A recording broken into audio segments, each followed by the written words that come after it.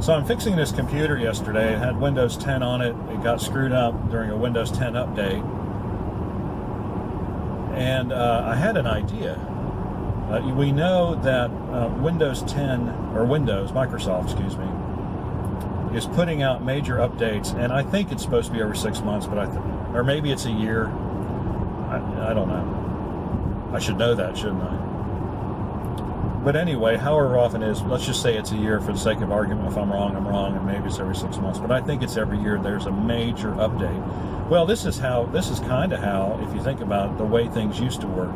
It used to be, way back in the day, a major version would come out every year to 18 months of a program. The difference was, back in the day, you didn't really have even for Windows, Microsoft wasn't constantly trying to push security updates and things on you. That you basically, you got a program like XP, for example.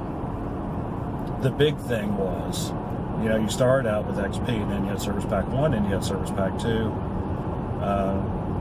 Each of those service packs kind of took everything that had been written in the meantime and rolled them into one thing, one package. And so if you installed those, you got all the security updates and everything all at once. And you didn't really have to worry about getting active security updates, like on a daily or weekly basis, because if you just did it by service pack, you got most of the updates already, and you didn't have to worry about internet connections and things like that. And so it occurred to me that with Windows 10, if they're putting out a major release every year, then really, to my way of thinking,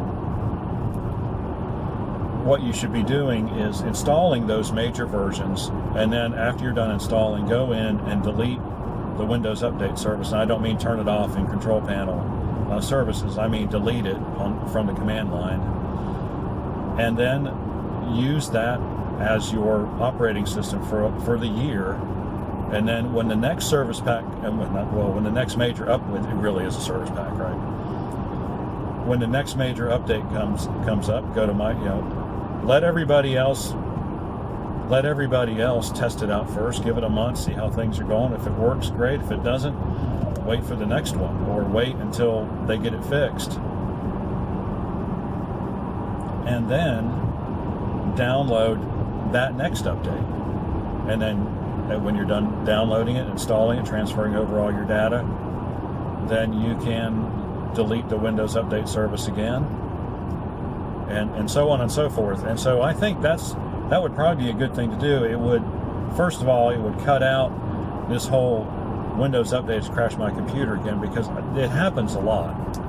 It happens a lot. Windows updates, and it doesn't clean up behind itself.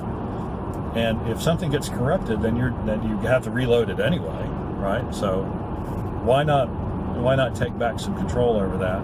Now, I know a lot of people are really hesitant to not be able to get Windows security updates. All I can say is this: I don't think Windows security updates are all that terribly important. I just don't. I don't buy it. I don't think they are. And the one concrete example I can point back to is Windows XP.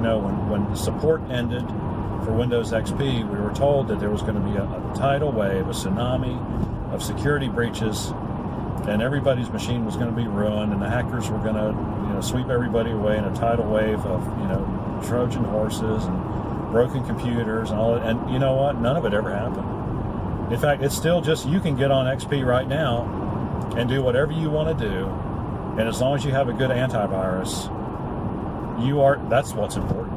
That's the important thing, is have a good antivirus. If you got one of those, then your machine is not going to be affected.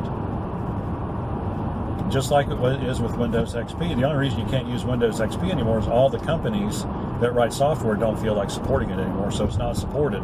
So it works for fewer and fewer things, but it's not because it doesn't inherently work. It's because companies are not coding their software in order to make it work, because it's just different enough from Windows 7 to be a pain for them to upkeep the code, and so they don't want to do it anymore. And plus, they're under a lot of pressure from Microsoft not to support it anyway.